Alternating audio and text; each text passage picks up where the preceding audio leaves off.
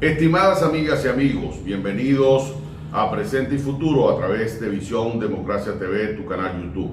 Suscríbete al canal. Hoy vamos a tratar el tema Cuba, modelo parasitario exportado. Desde 1959, con el ascenso por la vía de las armas de Fidel Castro y su gente, comenzó una etapa de encuentros, desencuentros entre Venezuela y Cuba. La revolución cubana fue subestimada a nuestro juicio y preparó una élite política que comenzó a jugar en el tablero geopolítico. Desafortunadamente para el pueblo cubano y para América Latina, con un modelo que no corresponde a nuestra idiosincrasia, a los valores de Occidente, a los valores de la libertad y de la democracia. Y comenzaron a buscar por dónde meterse para sostener financieramente su régimen. Voy a mencionar algunos elementos históricos en función del planteamiento del tema Cuba, modelo parasitario exportado. Comenzaron inmediatamente, unos meses después, por una visita a Venezuela, solicitando la posibilidad de un crédito petrolero o de un préstamo por parte del gobierno venezolano.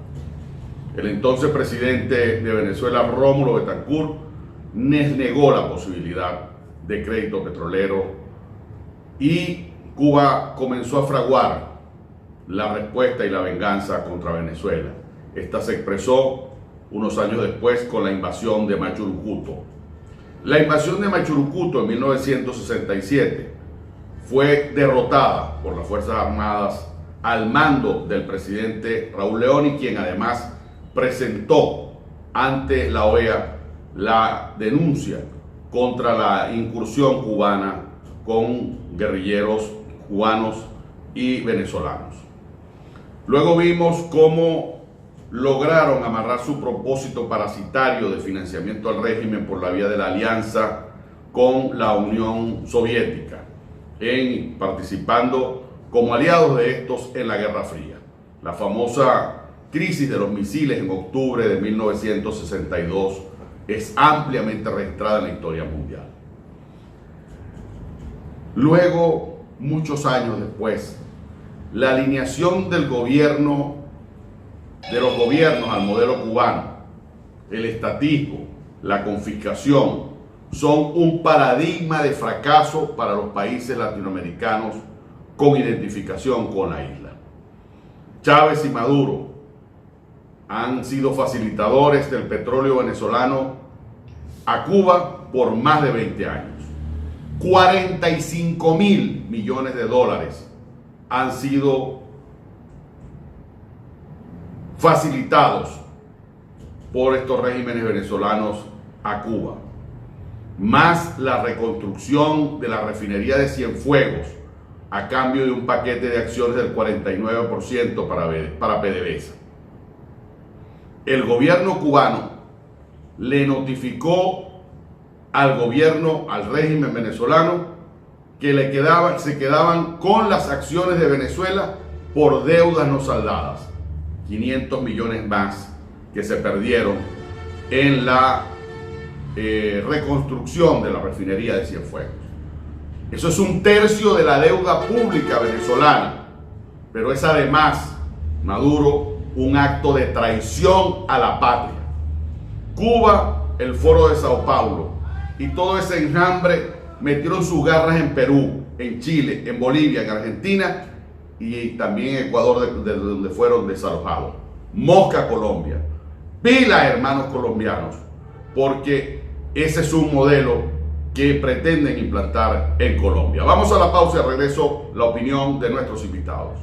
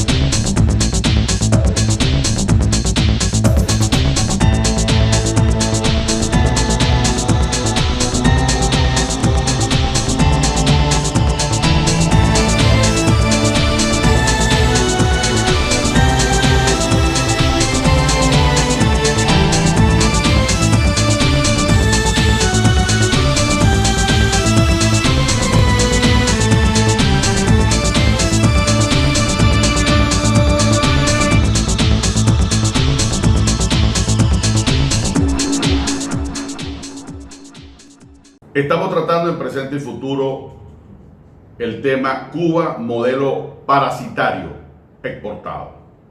Vamos con la opinión del politólogo Esteban Oria, quien además es columnista de varios diarios en Venezuela y en el exterior. Diputado Pirela, gusto en saludarle. Recibo un abrazo fraternal desde acá, desde el exilio, de parte de este servidor.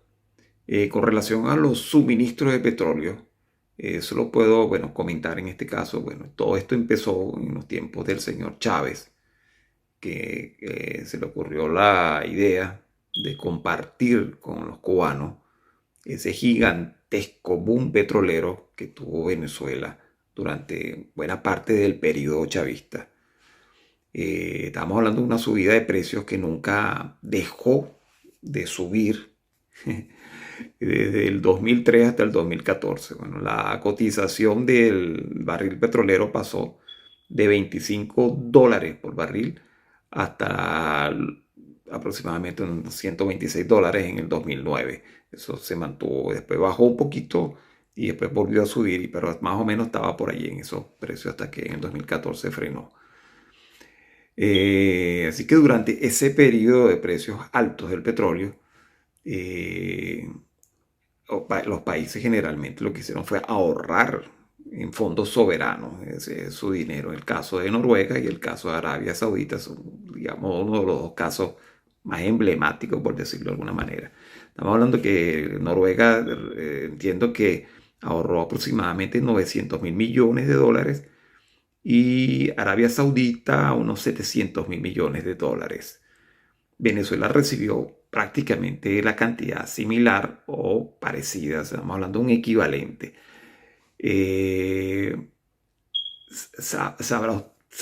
Nadie sabe realmente dónde está ese dinero.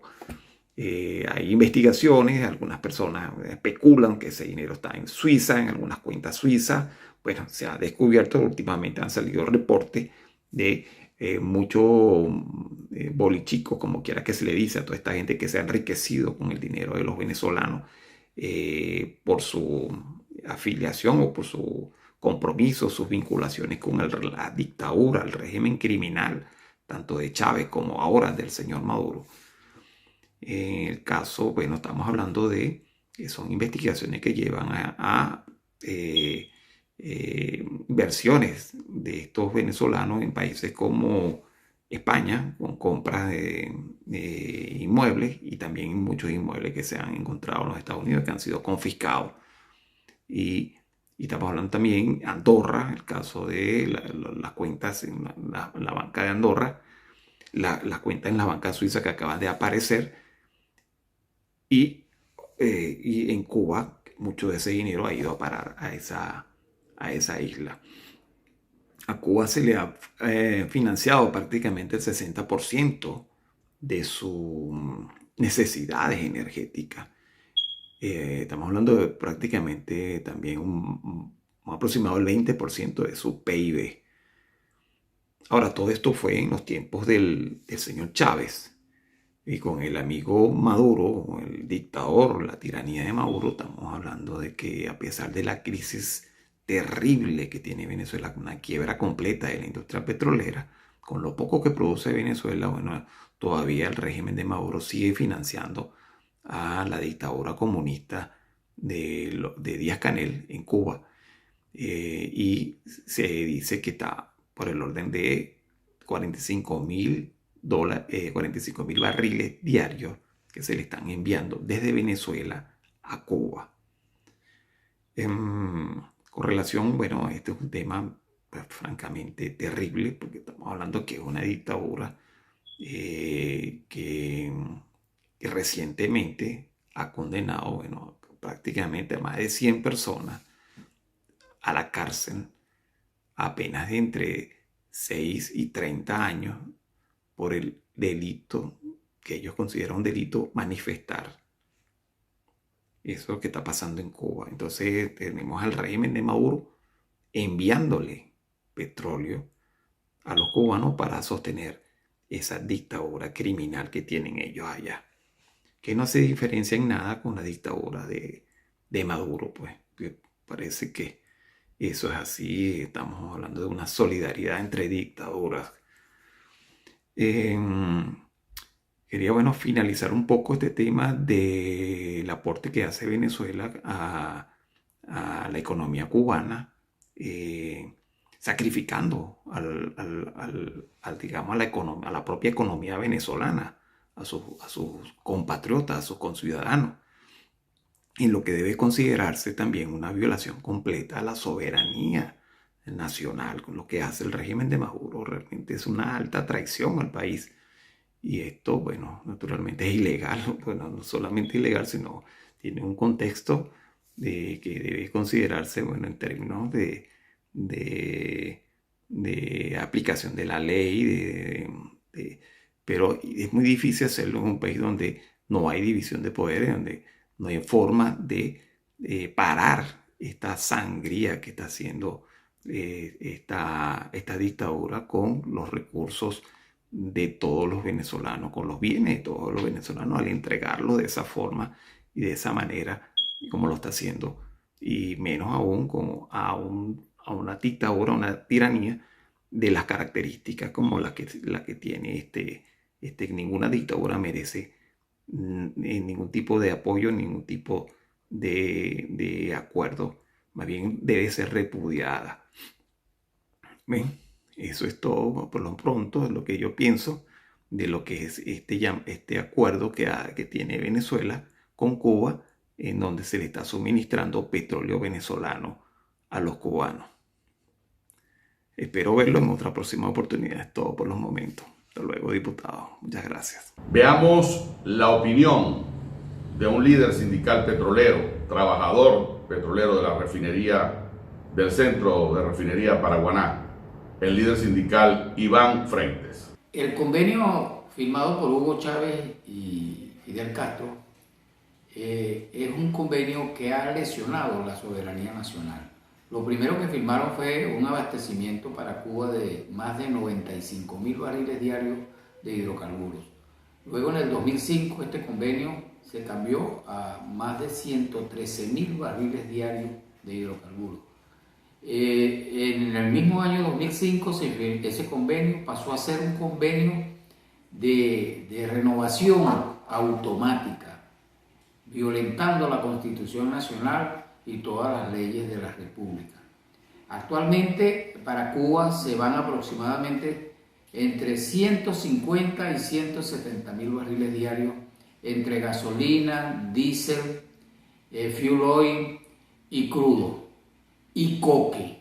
Todo eso se va para Cuba diariamente con unos márgenes netos en dólares que sobrepasan los 5.000 millones de dólares solo en el año 2021. Este es el saqueo más grande que ha habido contra la República de Venezuela en toda su historia. La realiza el régimen cubano. Cerremos nuestra sección de opinión con la opinión del experto petrolero, el ingeniero Evanán Romero. Muy buenos días, José Luis. Con mucho gusto paso a darte una opinión sobre el tema de las entregas de crudo y refinados a Cuba. Este acuerdo que fue firmado en el año 2000, o sea, va para 22 años, representa, vamos a ponerlo de una manera que la gente lo entienda, en dinero, casi 50.000 millones de dólares, el valor de esa factura petrolera que se le ha entregado a Cuba a lo largo de estos 22 años. Eso está dividido entre petróleo crudo y refinado. Además de eso, Venezuela hizo una inversión de 500 millones de dólares en la refinería Cienfuegos para que pudiera recibir y procesar los crudos venezolanos.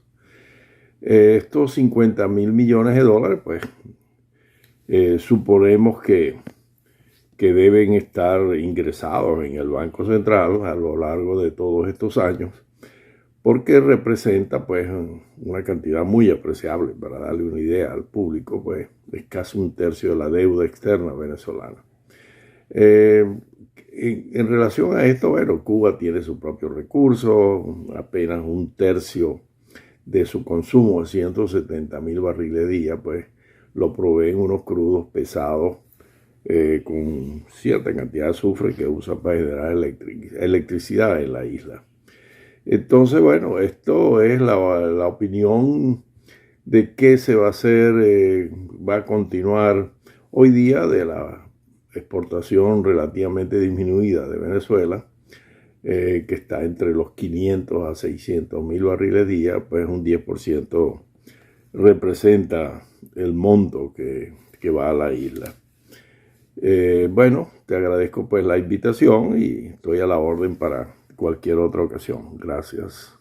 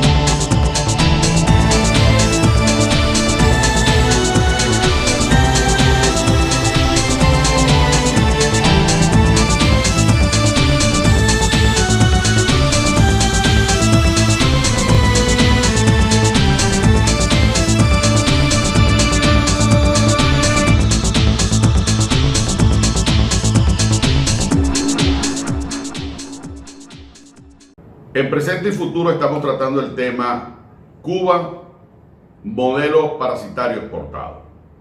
Frente a un modelo con esas características que ha cercenado por 60 años la libertad de los cubanos, pero que ha destruido la economía de Cuba, es necesario que las fuerzas democráticas del continente estén atentas y presenten respuestas. Para nosotros es fundamental que la doctrina Betancourt se profundice. La doctrina Betancourt plantea la defensa de la democracia, el reconocimiento a gobiernos de origen democrático, pero también debe profundizarse en términos de gobiernos con desempeño democrático. Es fundamental el relanzamiento de los partidos políticos en América Latina. Es necesario profundizar en una nueva forma de hacer política, como expresión organizada, no como partidos franquicias de exclusivos intereses electorales, sino de lucha societaria con los ciudadanos y además como factores de intermediación entre el Estado y la sociedad. Reiteramos nuestra propuesta de crear la Coordinadora Democrática Continental, donde se agrupen y se asocien las diferentes organizaciones políticas para discutir la defensa de la democracia, para preservar la libertad. Es eso fundamental. Y es necesario una actualización programática para enfrentar los problemas estructurales de América Latina, el problema de la pobreza, el problema de la falta de oportunidades. Es necesario un programa democrático y moderno que preserve la libertad como valor innegociable, que preserve la igualdad de oportunidades a los ciudadanos para que exista movilidad social y revertir las tendencias de la pobreza. Es necesario profundizar en el tema ético para que los ciudadanos decentes gobiernen en los países, se abren espacios de participación política a la sociedad civil. Y es necesario entonces que esas 4 características, incluida como un elemento fundamental el tema de la productividad, el tema económico, para que los gobiernos democráticos no solo sean expresión de la libertad, sino expresión de la felicidad de las sociedades, expresión del bienestar y del progreso. Hemos concluido este capítulo de hoy. Hasta la próxima entrega, amigos.